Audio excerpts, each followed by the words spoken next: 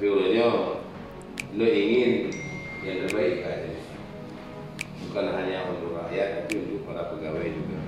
Kemudian lo berharap adanya ulahnya pakol lonjak Pak Dinas Kesehatan, pakol lo perlu Pak Dinas Pendidikan, karena ulahnya program kamu dan juga program Pak sama prioritasi ketahanan pangan, kesehatan dan juga pendidikan.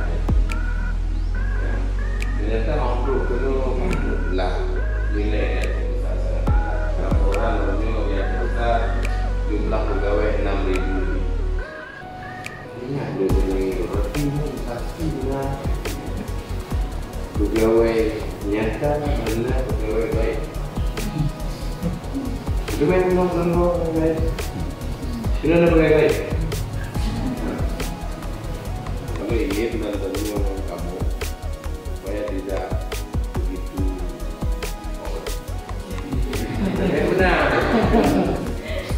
Parti dah lewat lepas parti. Wah, dengan kerja. Betul lagi sama. Jadi kita telah bekerja memberikan yang terbaik karena adanya adalah abdi negara. Karena dalam hati adanya pada kita sudah mengambil satu pilihan adanya untuk menjadi abdi negara.